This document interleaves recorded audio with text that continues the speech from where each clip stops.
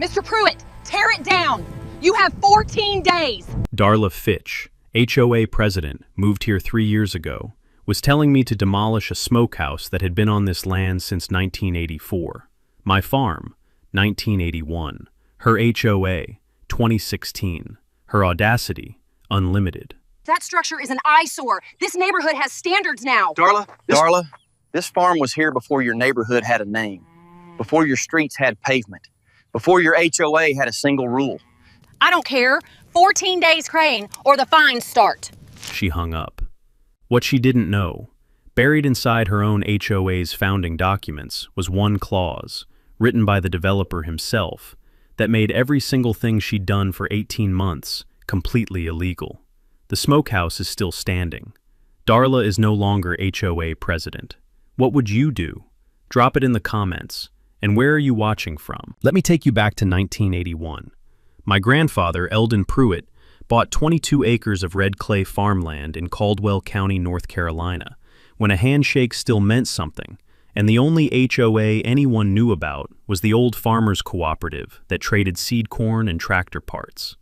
He built a 2-bedroom farmhouse himself, every nail by hand, and over the following decade added a hay barn, a root cellar, and a squat, solid smokehouse out of cinder block and old-growth pine. That smokehouse smelled like hickory and sassafras and rendered pork fat. It smelled like winter food and hard work and family.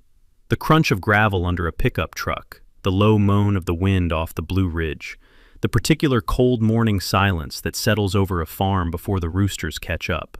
That was the soundtrack of my childhood. I spent summers with Granddad Eldon, learning how to cure a shoulder, how to read weather in the tree line, how to patch a cinder block wall with a coffee can of mortar and a mason's trowel. The walls of that smokehouse were thick enough to muffle a thunderstorm. I used to press my palm flat against the blocks on November mornings and feel the warmth radiating out from the fire inside, the whole structure breathing like something alive. Eldon passed in 2009. He left the acreage to my father, Merritt Pruitt, who kept farming a few acres of vegetables and running a small beef herd. The smokehouse kept working. Every November, neighbors and cousins showed up for what we called the November pull, a 2-day smoke of hams, ribs, and whatever venison the deer season had given up.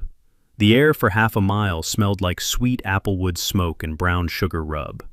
Nobody complained. There was nobody to complain. Then came the subdivision. In 2016, the farmland east of our property was sold and parceled into a 74-home development called Stonebridge Meadows.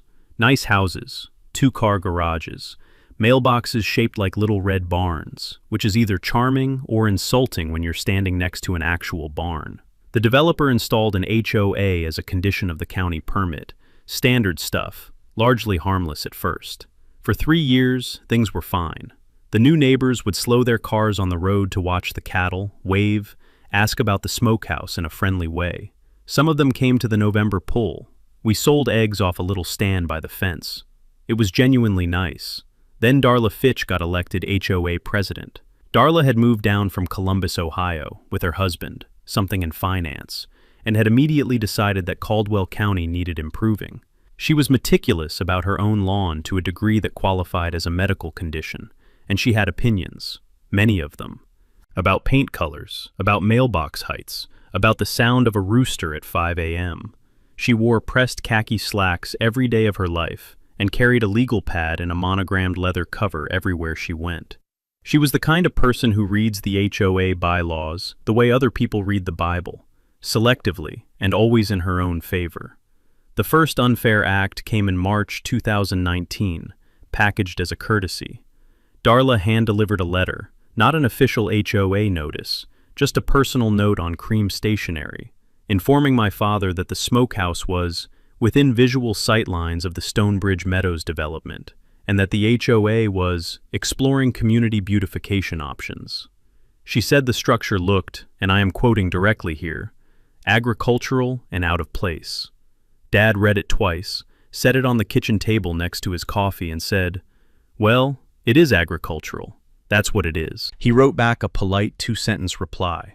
The smokehouse predated the development by 35 years and was operating legally. He wished her well. That, as it turns out, was the wrong answer. Not legally, Legally, it was exactly right. But politically, in Darla Fitch's world, polite indifference was interpreted as an invitation to escalate. Nobody warned us that the first letter was just the opening bell. The official violation started in June 2019, 6 weeks after Dad's polite reply, which told us everything we needed to know about how Darla processed courtesy. The first HOA notice arrived on a Thursday morning, official letterhead this time, citing Section 7.4 of the Stonebridge Meadows CC and RS, Covenants, Conditions, and Restrictions, which prohibited unapproved outbuildings visible from common areas or adjacent lots. The Smokehouse, the letter stated, was an unapproved outbuilding and had 14 days to be either removed or screened from view by an 8-foot privacy fence. A fence that would cost, by the contractor quotes Darla helpfully enclosed, somewhere between $4,000 and $6,000. There was one enormous foundational problem with this notice. Our property was not part of Stonebridge Meadows. Dad never signed the CC and RS. Our land existed before the development. The HOA had exactly zero legal jurisdiction over our farm. We said as much in our written response, sent certified mail, return receipt requested, a habit that would pay off enormously later. We included the deed, the parcel map, and a single-page explanation. Not your property, not your rules. We even underlined the sentence so Darla would not miss it. She responded 10 days later with a new notice, this time citing a county noise ordinance and claiming the Smokehouse's commercial smoke emissions created a public nuisance. She had apparently called the county environmental office and asked them to investigate. Now here is where Dad made his first genuinely strategic move, and where the story starts to turn. Instead of simply writing back again, he called the county environmental office himself, before they ever came out, and got ahead of the complaint. He invited the inspector for coffee. The inspector, a soft-spoken man named Vernon, who had grown up 2 counties over and had been to more than one November pull in his career, came out on a Tuesday, walked the property, checked the smoker stack, consulted the relevant North Carolina air quality regulations, and determined that a residential wood-fired smoker operating fewer than 30 days per year produced emissions well below any reportable threshold. Vernon's written report said, "No violation found. Operation consistent with agricultural and residential use." He stamped it and handed Dad 2 copies. Dad had Vernon sign one on the hood of the truck, right there in the driveway, in front of a witness, Dad's neighbor Clyde, who had been watching from his fence post with a cup of coffee and the deep satisfaction of a man who is not involved but is thoroughly entertained. Dad mailed a copy of Vernon's report to the HOA, certified mail, return receipt requested. Again, a lesser antagonist would have backed down. Darla Fitch was not a lesser antagonist. Within 2 weeks, she showed up at a county commissioners' meeting, held in a room about the size of a generous dining room, attended by roughly the same number of people, and raised the issue as a community quality of life concern. She brought a petition, 41 signatures, all from Stonebridge Meadows residents. She presented photographs of the Smokehouse taken from maximum zoom from her backyard, making it look roughly the size of a warehouse. She had a PowerPoint, 4 slides. One of them had a red arrow pointing at the Smokehouse stack like it was evidence at a crime scene. The commissioner on duty that evening, a cattle farmer himself named Walt Braddock, who had zero patience for theater, listened to Darla for 4 minutes before interrupting to ask whether the property in question was inside the Stonebridge Meadows HOA boundary. Darla said she believed the farm was adjacent and therefore subject to community standards. Walt asked her to define community standards in a legal context. Darla consulted her legal pad. The room waited. A man in the back row shifted in his plastic chair. The fluorescent light above the door hummed. Walt said, "Ma'am, adjacent means next to, not subject to. Your HOA rules apply to your lots. That farm has been in operation for 40 years. We're adjourned on that item." Darla left the meeting with 41 signatures and nothing else. But she did not leave defeated. She left planning. You could see it in the set of her jaw and the way she folded the petition back into that monogrammed leather cover with the precise, controlled movements of someone who is already drafting the next move. Dad noticed. He said, driving home on the dark county road with the windows down and the smell of honeysuckle coming in off the ditch bank, "She's not done, son. People like that don't quit. They just changed tactics. He was right. But he had also just handed us our first real weapon, the public record. Every certified mail receipt, every environmental clearance, every commissioner's meeting transcript, it was all going into a file. And that file was about to become very important. By fall 2019, Darla had pivoted to property law. She had hired a paralegal, not a lawyer, a paralegal, which is a distinction that matters, to search the county deed records for any easement, covenant, or restriction that might apply to the Pruitt land. It took them 2 months. They found nothing because there was nothing to find. So Darla invented something. In November 2019, the HOA sent a letter, this one addressed not to Dad, but to the county planning office, claiming that the Pruitt property's Smokehouse violated a grandfathered non-conforming use provision because the structure had allegedly been modified after 1995. The argument was that if any part of the Smokehouse had been repaired or altered after a certain date, its grandfathered status might be voided under a specific county zoning update from that year. This was creative. This was also wrong. But it was the kind of wrong that requires a paper trail to disprove. Here is where I entered the story directly, because at this point Dad called me. I work in construction management, so I have a professional relationship with permits, inspections, and building records, and asked me to come home for a weekend and dig through the files. I drove down on a Friday night in early December. The farmhouse was warm, the wood stove was going, and the smokehouse sat in the side yard under a hard white frost, solid and indifferent to everything being said about it in county offices. I could smell the ghost of 40 years of hickory smoke in the cinder blocks when I ran my hand along the wall. That smokehouse was not going anywhere. We spent Saturday in the basement going through Granddad Eldon's files. The man kept everything, bless him, including the original 1984 building permit for the smokehouse, the 1994 re-inspection certificate when he'd relined the stack, and a 1998 photo from a county assessor's visit showing the structure unchanged. Together, those documents formed an unbroken chain of evidence. The smokehouse had not been structurally modified. The grandfathered use was intact. But here is the legal concept that became our second major weapon, and the one I want everyone to write down. Right to farm laws. North Carolina's Right to Farm Act, General Statute 106-700, provides that an agricultural operation that has been in existence for 1 year or more cannot be declared a nuisance due to changed conditions in the surrounding area, as long as the operation was not a nuisance when it began.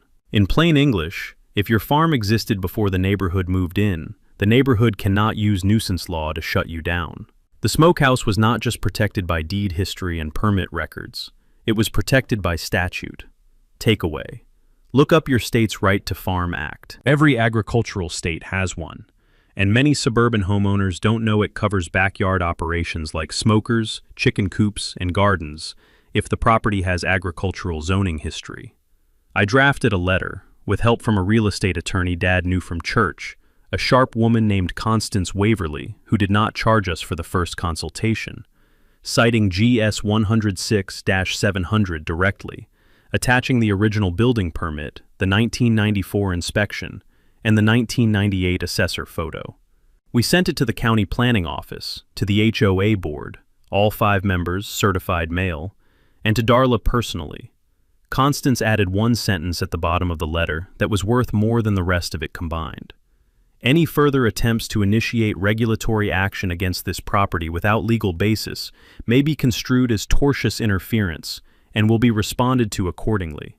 Tortious interference, the legal term for wrongfully disrupting someone's lawful business or property use, carries civil liability. It was a quiet sentence, professionally polite, and it hit the HOA board like a dropped anvil. 3 of the 5 board members called Dad within a week to distance themselves from Darla's campaign.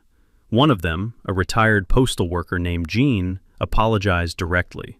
Another, a woman named Patsy, who ran a small landscaping business, told Dad privately that the board had never voted to pursue the planning office complaint. Darla had done it entirely on her own authority, using the HOA letterhead like it was her personal stationery. That was the crack. The board was fracturing. Darla had overreached, and her own allies were beginning to notice. Dad listened to each of them politely, said nothing committal, and thanked them for calling. He just kept building the file. Because here's what Dad understood, and what I was starting to understand too. Darla wasn't finished. She was embarrassed, which for a certain kind of person is more motivating than being wrong. And an embarrassed person with a legal pad and a monogrammed leather cover and a grudge is a dangerous thing. The new year brought new tactics. In January 2020, Darla filed a formal complaint with the county health department. This time, claiming the Smokehouse's rendered fat and ash disposal practices were creating a groundwater contamination risk. She submitted a hand-drawn map of the property, hand-drawn, in pen, on graph paper, with a red X marking where she believed our drainage ran toward the development's stormwater system. I still have a photocopy of that map. The handwriting is very neat. The science is completely wrong. The health department takes groundwater complaints seriously and is required by law to investigate them. An inspector came out in February. Dad walked him around the property with a cup of coffee and the patient energy of a man who has been through this before. The Smokehouse drainage ran toward a dry creek bed on the western edge of the farm, 200 yards from the nearest Stonebridge Meadows lot line. The rendered fat was collected in a sealed metal container and taken to a rendering service every year after the November pull, a practice Granddad Eldon had established decades ago because he was a farmer who respected his land and didn't need a regulation to tell him how to behave on it. The inspector found exactly nothing wrong. The health department's dismissal letter was 2 sentences. Dad framed it. I am not joking. He bought a cheap frame at the dollar store, matted it in orange, the same color as the original violation notice, and put the dismissal letter on the wall of the Smokehouse, next to the original 1984 building permit. Wall of Honor, he called it. By spring, there were 4 framed dismissals on that wall. It was becoming a gallery. By now, Constance Waverly had reviewed our full file and given us a more strategic assessment. Darla's complaints, health, planning, environment, noise, commissioner, had one thing in common. They were all using public regulatory agencies as a proxy to harass a private citizen.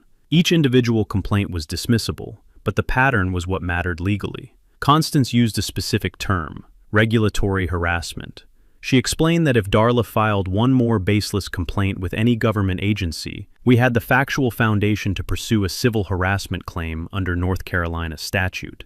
We could potentially recover attorney's fees, damages, and court costs. We didn't tell Darla that. We let her keep applying pressure. Every new complaint was another brick in our wall. Then Darla discovered social media. In March 2020, a Facebook group for Stonebridge Meadows, roughly 200 members, mostly neighbors sharing lost pet posts and road condition updates, became the venue for Darla's next campaign. She posted a photo of the Smokehouse stack during the one annual event where it produced visible smoke, with the caption, "This is what our neighborhood deals with from the neighboring property. Health hazard? You decide." The photo had been taken during the November pull 4 months earlier. She had held it in reserve, waiting for the right moment. The post got traction fast. A dozen neighbors commented with concern. A few called it a fire risk. One person claimed, without any evidence whatsoever, that the smoke had triggered her child's asthma. The post was shared outside the group. Someone tagged the county's Facebook page. It was the kind of low-grade online mob formation that feels unstoppable until someone steps into the middle of it with the actual facts. This is where Dad did something that, in retrospect, was the single most important act of the entire 18-month campaign. Instead of ignoring the post or responding emotionally or getting into a comment section brawl, he did something Darla absolutely did not expect. He joined the group and posted a response. Not a defensive response, not an angry response. He posted a 3-paragraph history of the Pruitt farm, including the year Granddad Eldon built the Smokehouse, a photograph of Granddad Eldon himself standing in front of it in his work clothes. Work boots, flannel shirt, the same quiet expression Dad has, and an open invitation to the November pull. He wrote, "You're welcome at our farm any time. The Smokehouse has been here since 1984. It will be here long after all of us are gone. We'd love to share what it does." 47 people liked the post within 24 hours. 4 families sent direct messages asking about buying eggs.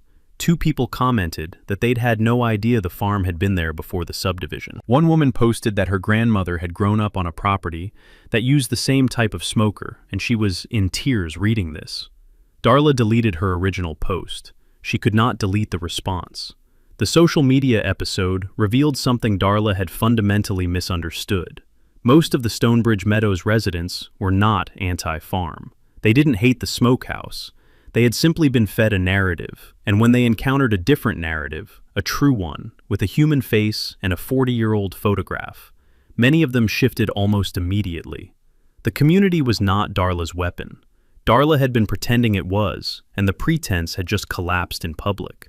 But the real story was still underground, and we were about to dig it up. Constance Waverly made a phone call in April 2020 that changed everything. She had been doing what good real estate attorneys do when they smell a pattern. She had gone back to the county deed records and read everything. Not just the Pruitt parcel history, but the history of the entire Stonebridge Meadows development. The original land sale, the subdivision plat, the developer's filings, all of it. And she found something that nobody in the HOA seemed to know about, or, if they knew, had never mentioned. The development had been built on land that included a drainage easement running along the eastern boundary of our farm.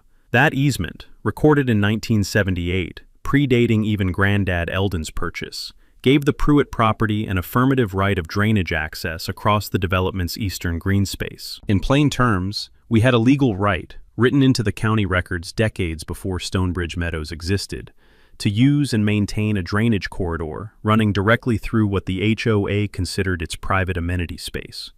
That alone would have been useful, but that wasn't the big part. The big part was what Constance found in the development's own HOA filings. When the developer set up the HOA in 2016, he had filed a document called the Declaration of Covenants and Restrictions with the County Register of Deeds. Standard stuff. But buried in Section 14, right between the rules about holiday decorations and the rules about satellite dish placement, was a clause that read, "Nothing in this declaration shall be construed to limit or impair any lawful agricultural operation, including but not limited to livestock, poultry, crop production, or associated processing structures, on any property adjacent to or within 1 mile of Stonebridge Meadows, where such operation predates the recording of this declaration." The developer had inserted that clause specifically because he knew he was building next to working farmland and wanted to protect the HOA from future liability. He had been trying to cover himself legally. In doing so, he had written a permanent legal shield for the Pruitt farm directly into the HOA's own founding documents, and then apparently forgotten to tell anyone it was there. Section 14 made every single complaint Darla had filed, every notice she had sent, every planning office letter she had written, not just legally wrong, but explicitly prohibited by the HOA's own governing document. She had been violating her own rulebook for 18 months. Constance called me before she called Dad because she wanted to think through the strategy carefully. She said, "This is what I'd call a golden ticket, but how you use it determines what you win." We could deploy it immediately, send Darla a letter citing Section 14 and shut the whole thing down in a week. Fast, clean, decisive. Or we could be patient. Let Darla make one more large move. Use Section 14 in a public forum, somewhere with witnesses, cameras, and an official record, where the revelation would be impossible to walk back, minimize, or quietly bury in a certified mail envelope. We chose patience. That evening I sat at the kitchen table with Dad and spread the file out between us. He read Section 14 3 times, set the paper down, and was quiet for a long moment. The wood stove ticked. Outside, the smokehouse sat in the side yard in the dark, 40 years of mortar and cinder block, absolutely unmoved by everything that had been thrown at it. Dad finally said, "Eldon would have laughed himself sick." He looked out the window.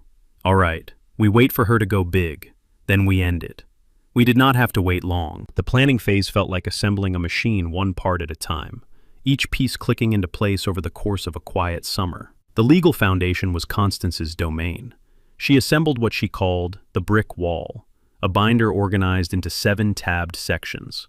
Tab 1, the original 1981 deed and survey, showing the farm boundary predating the development by 35 years. Tab 2, the complete building permit history for the smokehouse, the 1984 original permit, the 1994 maintenance inspection, the 1998 assessor photograph showing the structure unchanged. Tab 3, the North Carolina Right to Farm Act, GS 106-700, with the relevant passage highlighted in yellow. Tab 4, every regulatory dismissal on record, environmental, health, noise, planning, each with official signatures and government stamps. Tab 5. Every certified mail receipt, organized by date and recipient, showing the full 18-month timeline. Tab 6. Section 14 of the Stonebridge Meadows Declaration of Covenants and Restrictions, with a red margin note that said simply, "She violated this, every time." Tab 7. A one-page legal summary titled, "Summary of HOA Violations of its Own Governing Documents," authored by Constance.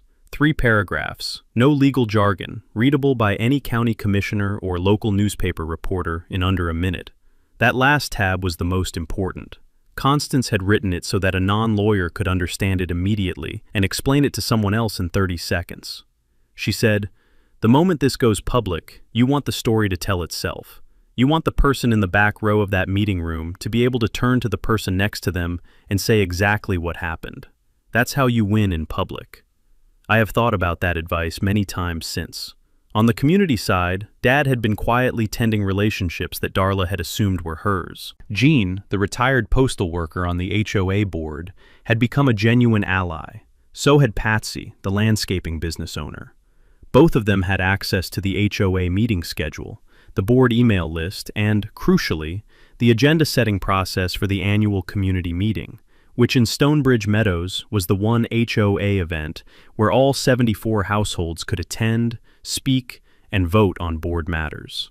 That meeting was scheduled for the second Saturday of October. It had been on the calendar for months. Darla, focused entirely on her next offensive move, had apparently not given the October meeting much thought. That was her last major strategic error.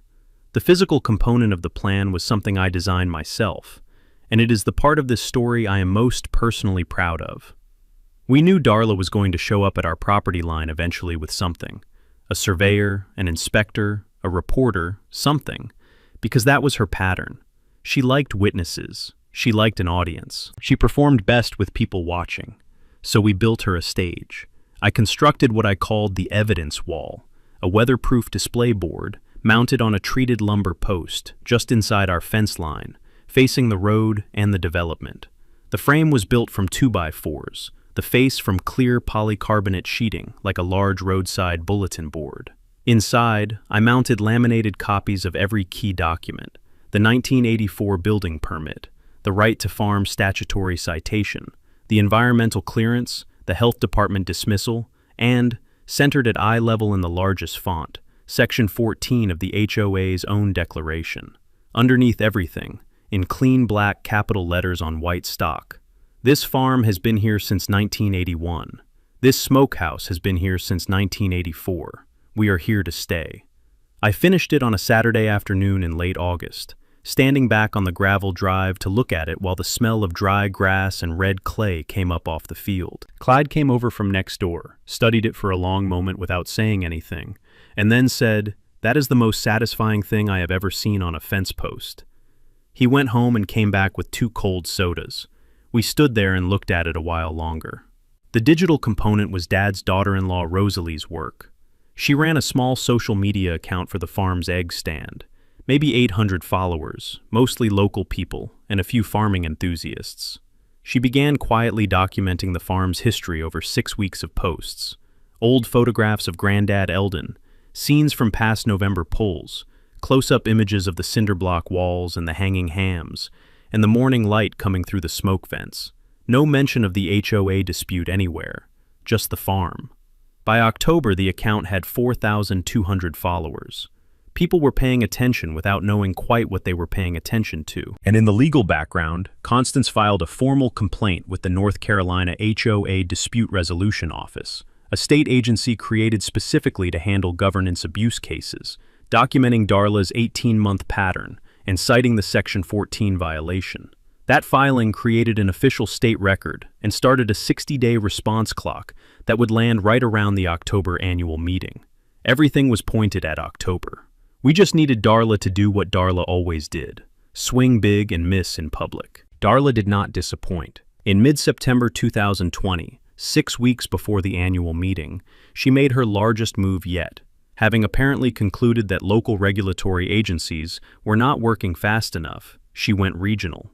She contacted the Western Piedmont Council of Governments, a regional planning body that issued advisory opinions on land use, and requested a formal review of the Pruitt Properties agricultural zoning classification. The argument she presented was elaborate and, in its way, genuinely impressive in its wrong-headedness. She claimed that because the Pruitt property had not filed as an active farm under a specific USDA Farm Service Agency program, it had effectively abandoned its agricultural status. Therefore, she argued, the property's structures could now be subjected to the residential zoning standards of the surrounding development. She had done research. She had printed out USDA program guides. She had highlighted the relevant passages. She showed up to the council offices in the pressed khakis with the legal pad, and she was very, very confident.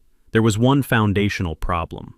Constance had anticipated this exact argument, because it was the kind of argument that comes from someone who has read a lot of program summaries without reading the underlying law. USDA FSA program enrollment is voluntary. It confers benefits, crop insurance, loan access, conservation payments, but non-enrollment does not revoke agricultural status. Agricultural status in North Carolina is determined by the property's deed classification and actual land use, period. The Pruitt land was deeded agricultural. The land had cattle on it. The land had always had cattle on it. End of analysis. Constance wrote a 4-page response to the Council of Governments, citing 7 statutes. The council issued a 2-sentence opinion.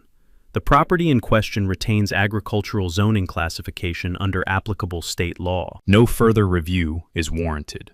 Darla received a copy. So did the HOA board, the county planning office, and 3 local news outlets to which Constance had quietly forwarded a courtesy notification of the original filing.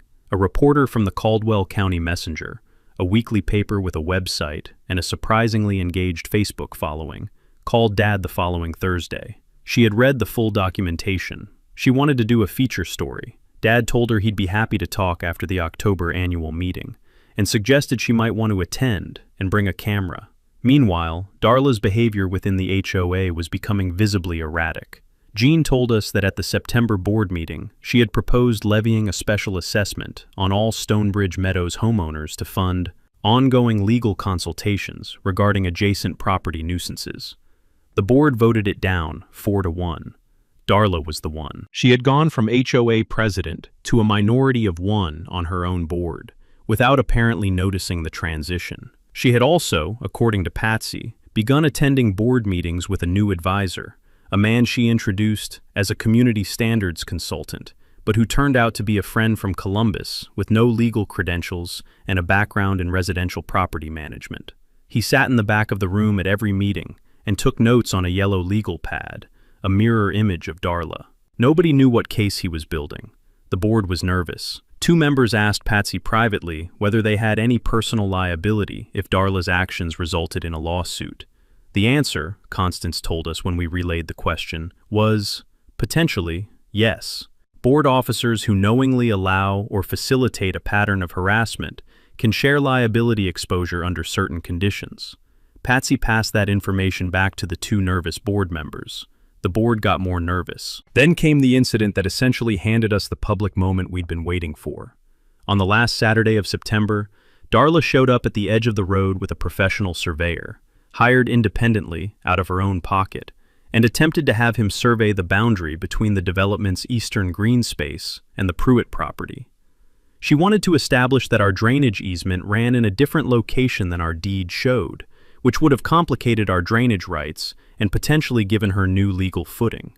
What she did not know was that Dad had spotted her car on the road 20 minutes earlier and called Constance, who called the surveyor's licensing board to confirm that the survey request, being made by a person without legal standing to commission a boundary survey on a disputed property, was procedurally improper.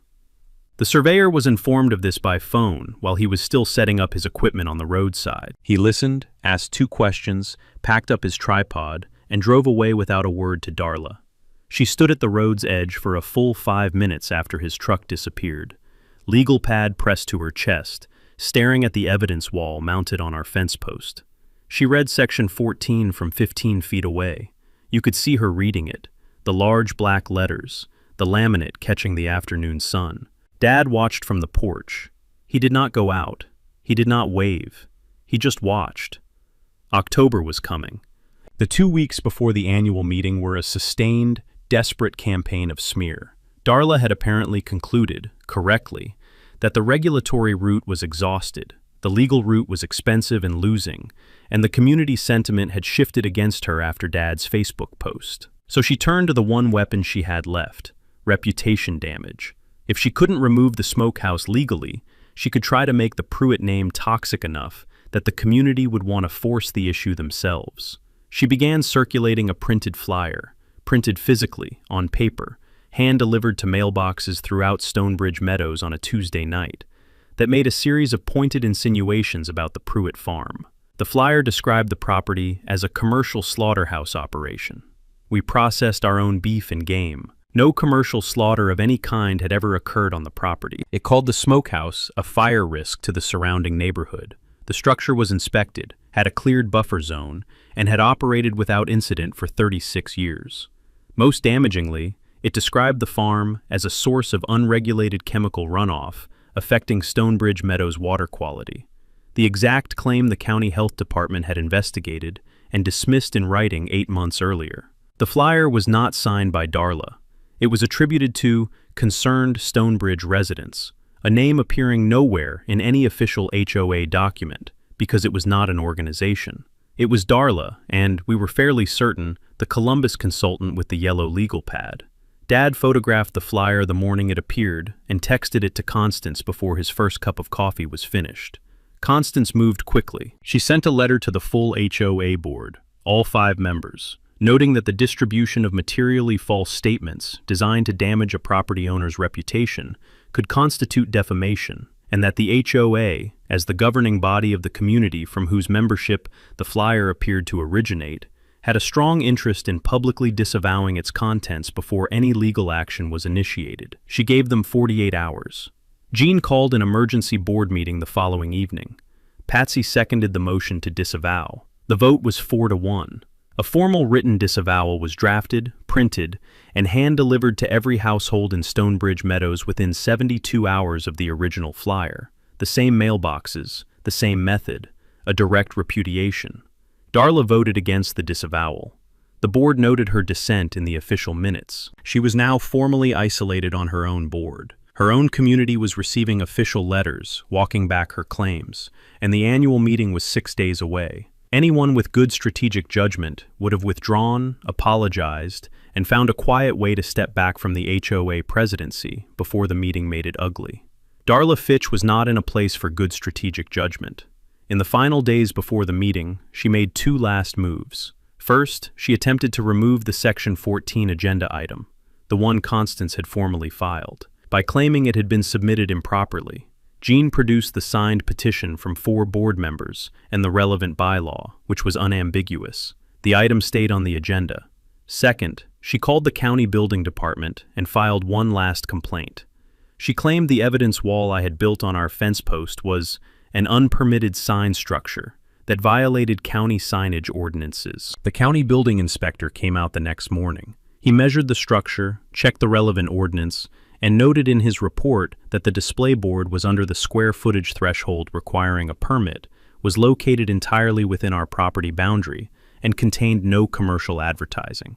He wrote, "No violation," and handed Dad the paperwork before lunch. Dad walked it straight to the Smokehouse and added it to the wall of honor. Frame number 8.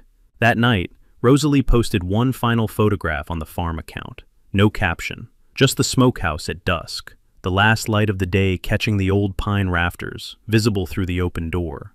Smoke-darkened wood that had been aging in that building since before most of Stonebridge Meadows was a thought in a developer's mind. The image was reshared 890 times overnight. 3 local television stations followed the account by morning. The CBS affiliate out of Hickory called Rosalie directly and asked if they could send a crew to the annual meeting. She said yes. The night before the meeting, Dad and I sat in the kitchen doing what farmers do before something important. Not very much. He sharpened a pocket knife Eldon had given him in 1987. I went through the binder one last time. The brick wall was complete. Every certified mail receipt, every regulatory dismissal, Every letter sent and received over 18 months of battle. Dad poured 2 fingers of bourbon, passed one across the table, and said, "Your granddad mixed the mortar for that smokehouse cold, early November, so it would cure slow and hard. He said anything worth keeping is worth building right."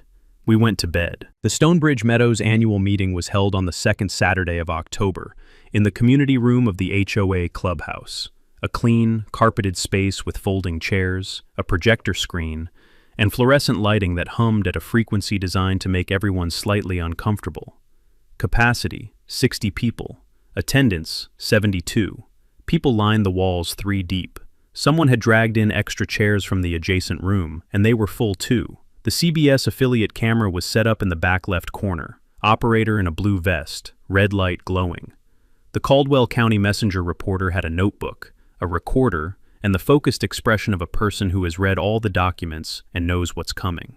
Commissioner Priscilla Kearns, who had reviewed the full file Constance sent to the county, sat in the second row along the wall in a dark blazer, identifying herself quietly to Jean before the meeting started.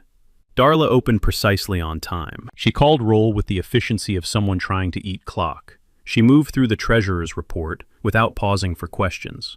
She pushed through the landscaping bid approval and the road maintenance update at a pace that told everyone in the room she was trying to reach adjournment before Item 6 could breathe. Then Jean said, "Item 6, review of HOA President's compliance with Section 14 of the Declaration of Covenants and Restrictions." The room went quiet, in a way that rooms do when everyone present has been waiting for the same moment. Jean was not a dramatic person. He was a retired postal worker in a barn coat, who spoke at the measured pace of a man who spent 30 years making sure the right things got to the right people. He put on his reading glasses, unfolded a single sheet of paper, and read Section 14 aloud. Every word. The room listened to every word. You could hear the fluorescent light hum.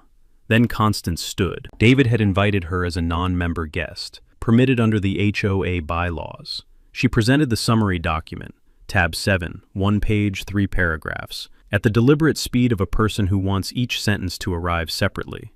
Paragraph 1, what Section 14 says, in plain language.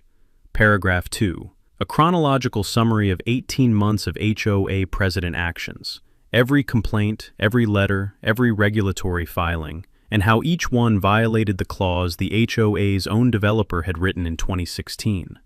Paragraph 3, 1 sentence of legal conclusion.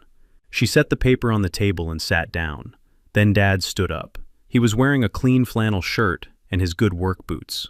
He held up the binder, not dramatically, just held it up so the room could see its thickness, and spoke without notes. "This is 18 months of my family defending our farm from actions that the HOA's own founding document prohibited from the beginning. 7 certified mail receipts, 4 government agency dismissals, a state filing with the HOA Dispute Resolution Office. My grandfather built that smokehouse in 1984. I am not tearing it down. I am asking this board and this community to acknowledge what was done in their name and what their own rules actually say." He sat down. 4 seconds of silence. Then a woman in the third row started clapping, and it spread through 72 people in about 3 seconds flat. Not a polite board meeting applause, but the real kind, the kind that means people have been waiting to do it.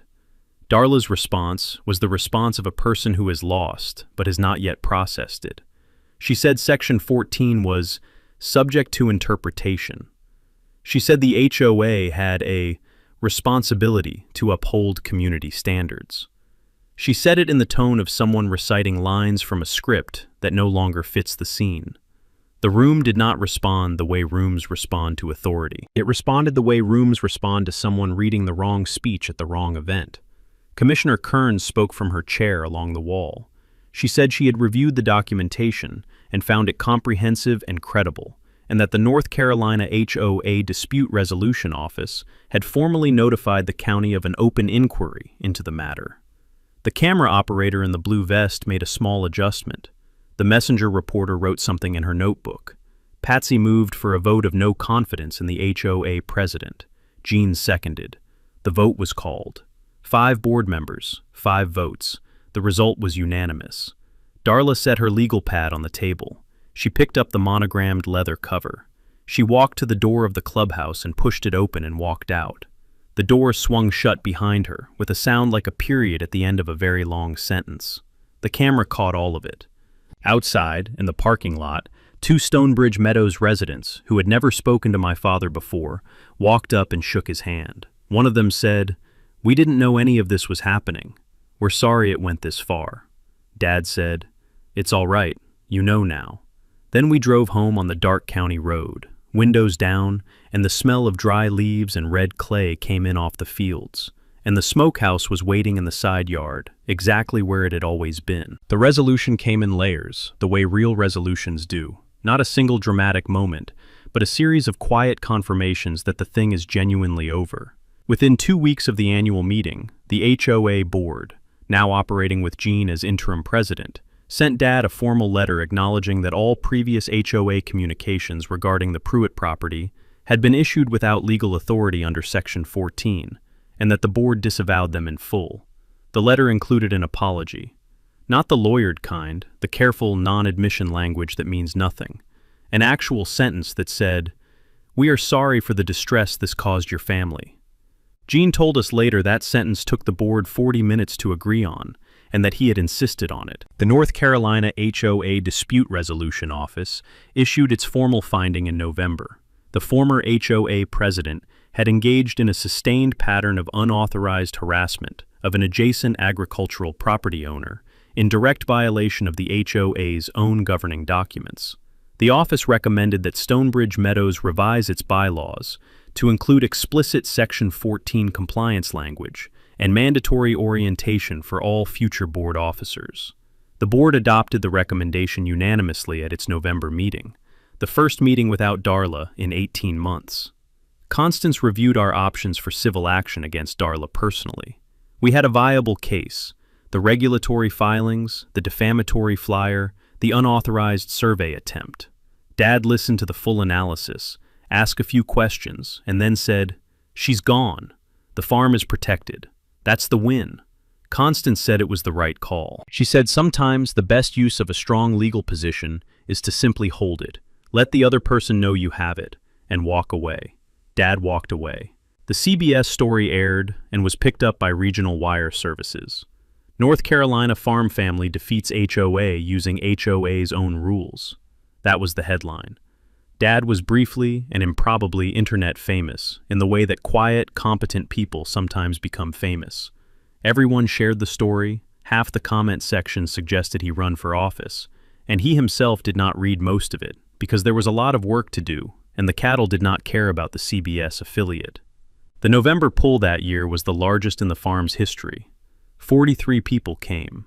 11 of them were Stonebridge Meadows residents, including Jean, Patsy, and the woman who had commented on Darla's Facebook post about her grandmother's farm. The smoke came off the hickory in long, gray ribbons all day Saturday and most of Sunday. The air smelled like brown sugar rub and rendered fat and applewood, the same way it had smelled every November since 1984, and if anything, it smelled a little sweeter that year. The evidence wall stayed on the fence post through the winter. In the spring, Dad took it down carefully, preserved all the documents in the binder with the rest of the file, and replaced it with a simple painted sign. Pruitt Farm, established 1981, welcome. The community initiative that came out of all this was something nobody planned but everyone seemed to need. Dad partnered with Patsy's landscaping business, Jean, and 2 other Stonebridge Meadows families to establish the Eldon Pruitt Agricultural Education Fund, a scholarship of $1,500 per year, awarded annually to a Caldwell County High School student pursuing agricultural or land management studies. The fund is now in its 4th year. The first recipient was a 17-year-old from the county vocational program who wanted to study sustainable land management. She came to the farm to meet Dad, and he showed her the smokehouse. She put her hand flat against the cinder block wall the same way I had that December night in 2019, feeling for the mortar, the density, the cold solidity of something built to last. "How old is this?" she asked. Dad said, 40 years. Granddad mixed the mortar cold so it would cure slow and hard. He said anything worth keeping is worth building right. She nodded like that made complete sense, because it does.